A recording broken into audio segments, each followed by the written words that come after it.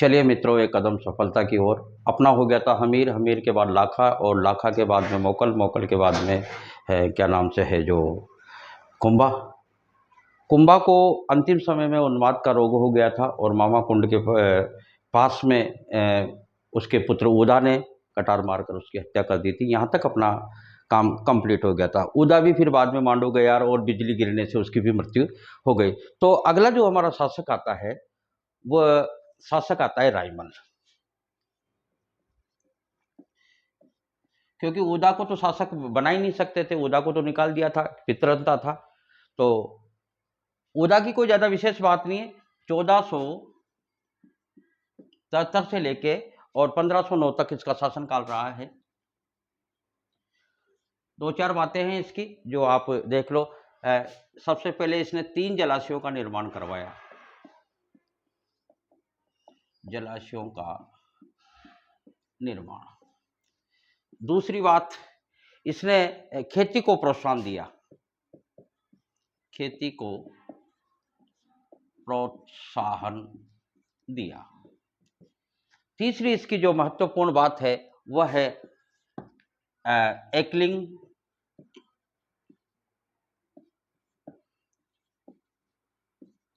महादेव मंदिर का जीर्णोद्धार। कुल देवता हैं इनके। इनकी पत्नी है श्रृंगारी देवी, जिसने गोसुंडी की बावड़ी, ये प्रश्न पूछा जा चुका है, बावड़ी का निर्माण करवाया। ये दो चार बातें हैं। इसके बाद में फिर जो शासक आता है इसके बाद, तो इसके 3 पुत्र हैं रायमल के। रायमल की कोई ज्यादा विशेष बात नहीं है और कुछ कंपटीशनों में लगता है, कुछ में नहीं लगता।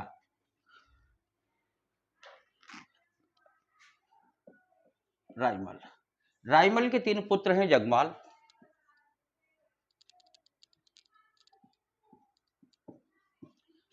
दूसरा पृथ्वीराज और तीसरा है सांगा। देखो, इन तीनों के बीच में उत्तराधिकारी का संघर्ष होता है।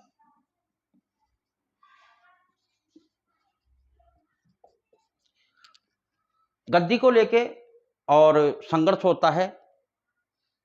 तो जब संघर्ष होता है तो इनका एक चाचा है सारंगदेव।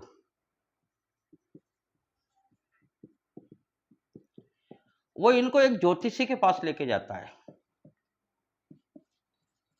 और इनके हाथों को दिखवाता है कि भाई तीनों में से किसके हाथों में सिंहासन लिखा हुआ है। इस तरीके से पुराने प्राचीन मान्यता है। तो जब वो ज्योतिषी कहता है कि भाई मेवाड़ का अगला शासक तो सांगा ही बनेगा, इस चीज को लेकर इनके बीच में संघर्ष हो जाता है। और संघर्ष हो जाता है तो फिर इनका चाचा किसी दूसरी जगह पर एक चारणी है, भीनवाल की भीमल गांव की चारणी, उस चारणी के पास में लेके जाते हैं। चारणी जब ये जिस समय ये चारणी के पास में गए उस समय वो किसी देवी की पूजा में लगी हुई थी। तो सबसे पहले गया जगमाल। तो जगमाल को जगह मिली तो ऐसे कुछ पत्थर वत्थर पड़े हुए थे तो उन पत्थर पे जाके जगमाल जाके बैठ गया। उसके बाद में फिर है ना जो पृथ्वीराज गया, तो पृथ्वीराज एक ऐसे डोली वोली बनी हुई थी, पृथ्वीराज उस डोली पे जाके बैठ गया।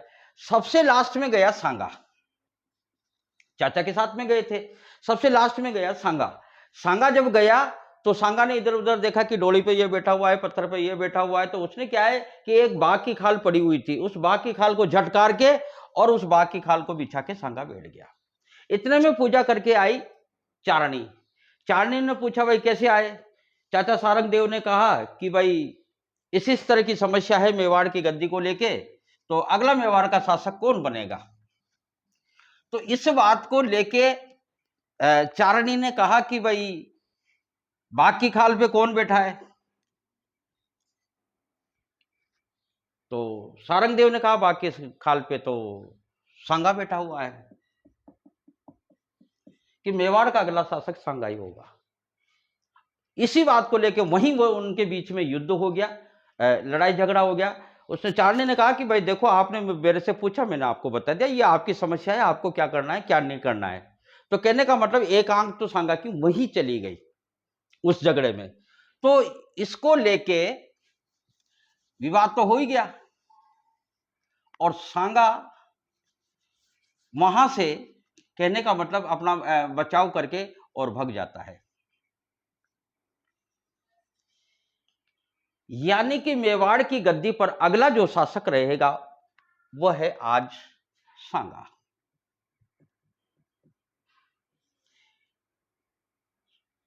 महाराणा सांगा, अथवा तो आप ये कह सकते हो संग्राम सिंह। तो अपन शॉर्ट में इनका नाम सांगा, जिनका यहां लिख देता हूं मैं, सांगा संग्राम सिंह। संग्राम सिंह। एक बार इनका जन्म भी पूछा था, 12 अप्रैल 1482। 12 अप्रैल 1482। देखो, सांगा के बारे में बहुत सारी चीजें हैं। क्यों? क्योंकि चौहानों में सबसे ज्यादा युद्ध लड़ने वाला था हमीरदेव चौहान, जिसने 17 युद्ध लड़े और 16 में विजयी रहा। मारवाड़ में सबसे ज्यादा युद्ध लड़ने वाला व्यक्ति था, 52 युद्धों का विजेता राजा मालदेव। और मेवाड़ में सबसे ज्यादा युद्ध लड़ने वाला है सांगा। तो इस तरीके से सांगा से काफी प्रश्न बनते हैं। तो आज मेवाड़ की गद्दी पर सांगा बैठा 1509। ये आपको ध्यान रखना पड़ेगा, 1509 पर गद्दी पे बैठा और इसका शासनकाल चला जो 28 तक चला। देखो, सांगा यहां से भागा क्योंकि उत्तराधिकारी का जो संघर्ष है, जगमाल और पृथ्वीराज को उड़ना राजकुमार के नाम से जाना जाता है क्योंकि बहुत तेज घोड़ा चलाने वाला धावक था। ये कुंभलगढ़ दुर्ग में इसके 12 खंभों की छतरी भी है, ये भी आप थोड़ा सा ध्यान रख लेना, क्योंकि इसको उड़ना, मेवाड़ में इसको उड़ना राजकुमार के नाम से, बहुत तेज धावक था घोड़े का ये। और कुंभलगढ़ में इसमें 12 खंभों की छतरी बनी हुई है इसकी। और ये भी कहता था कि मुझे मेवाड़ की गद्दी के लिए ही भगवान ने बनाया है, ऐसा इसके वाक्य थे। कभी घुमा फिरा के पूछ ले तो आप देख लेना। सांगा यहां से भगता है और शरण लेता है करमचंद पवार के यहां।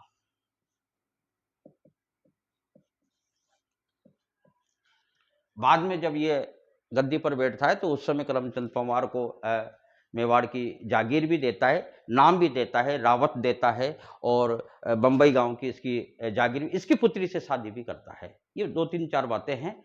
देखो, जिस समय सांगा गद्दी पर बैठा उस समय दिल्ली का शासक, ये मिटा देता हूं अब मैं, आप याद रख लेना,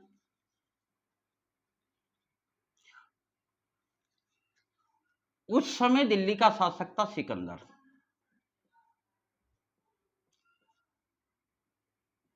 सिकंदर लोदी। आज दिन तक जो प्रश्न पूछा गया है वो केवल यही पूछा गया है क्योंकि और कोई ज्यादा रोल सिकंदर लोदी का उस समय नहीं था।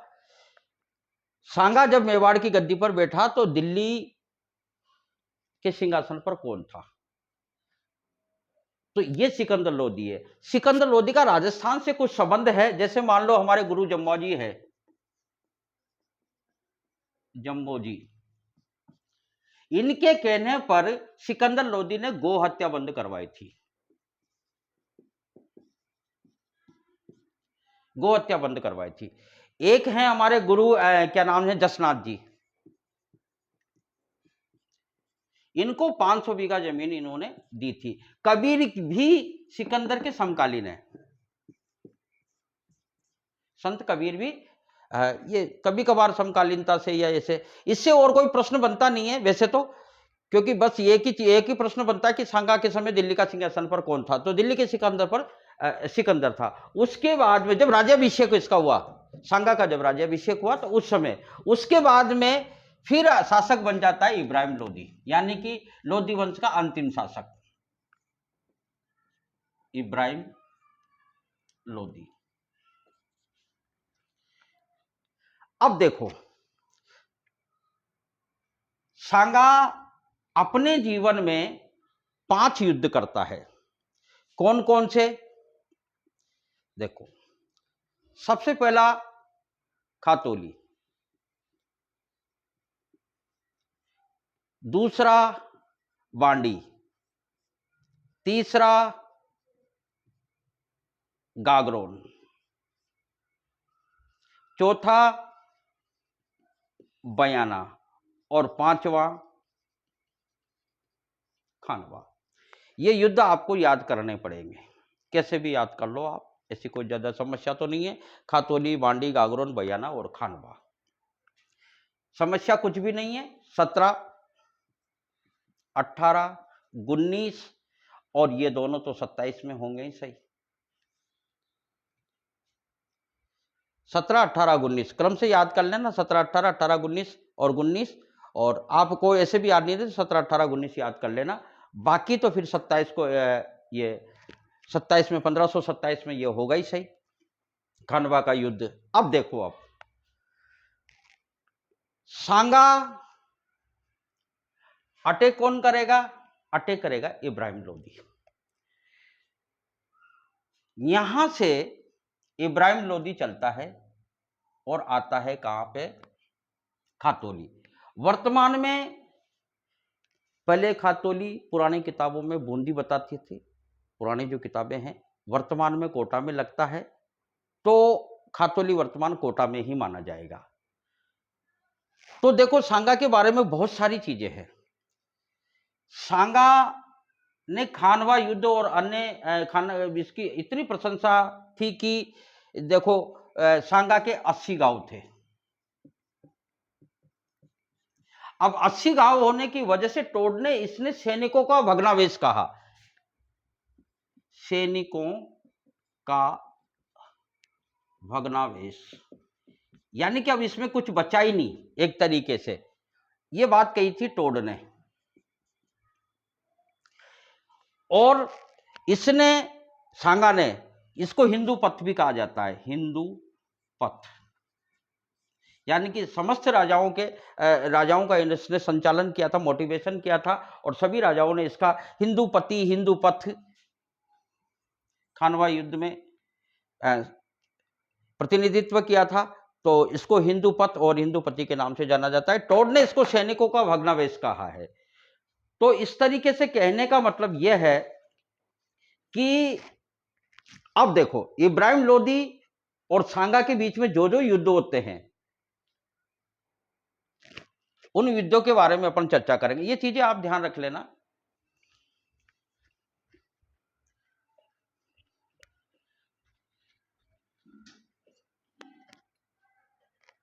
देखो,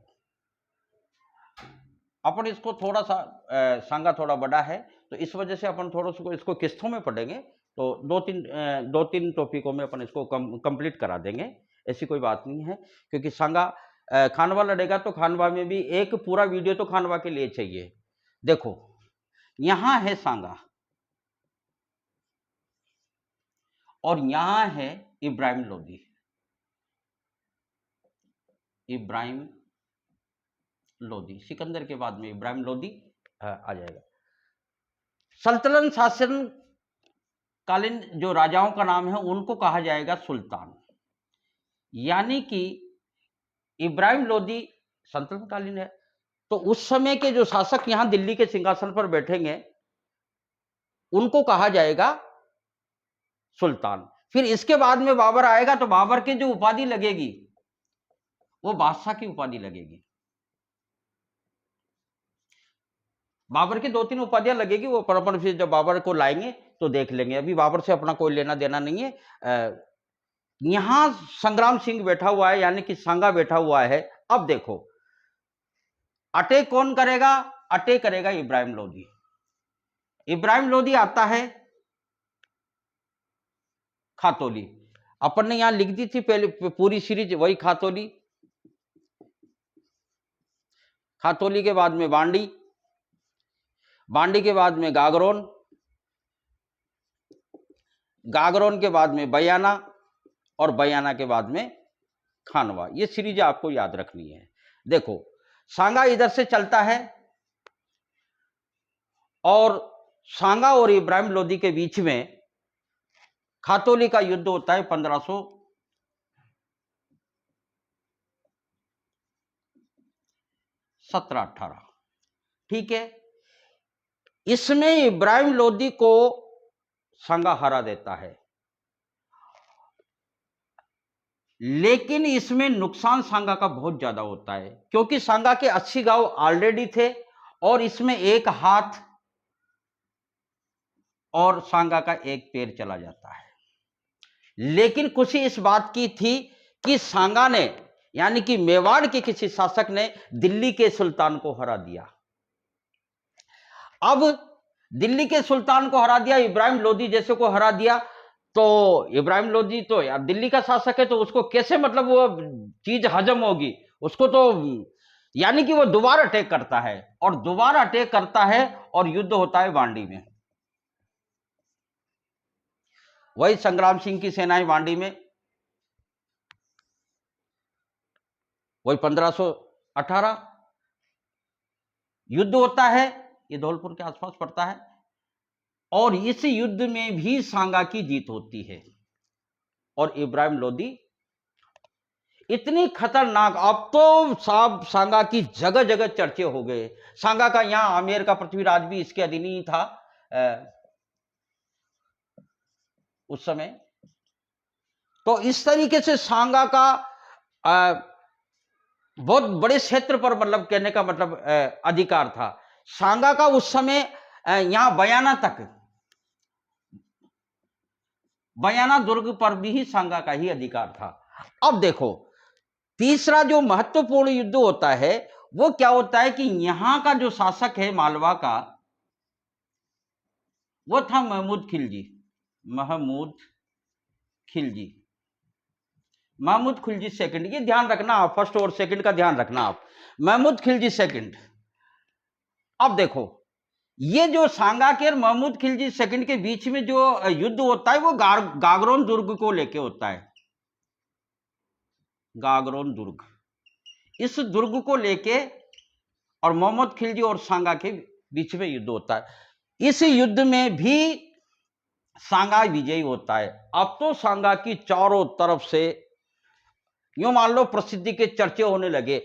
अब देखो ना आप, यहां से ये मेवाड़ है और मेवाड़ से लेके दिल्ली सल्तनत तक, यहां तक सांगा का राज था। तो कितने बड़े क्षेत्र पर सांगा का अधिकार था, इसकी सीमाएं कहां तक पहुंच गई, दिल्ली के इब्राहिम लोदी तक को हरा दिया। तो अब तो सांगा ही सांगा हो गया साहब। और सबसे बड़ी बात यह है कि इस महमूद खिलजी को इसने ये घोड़े से गिरा युद्ध के समय और इसको कैद करके और मेवाड़ ले आए, और कहा जाता है 2-4-6 महीने बाद इसको वापस मुक्त कर दिया, जैसे इसके दादोजी ने किया था।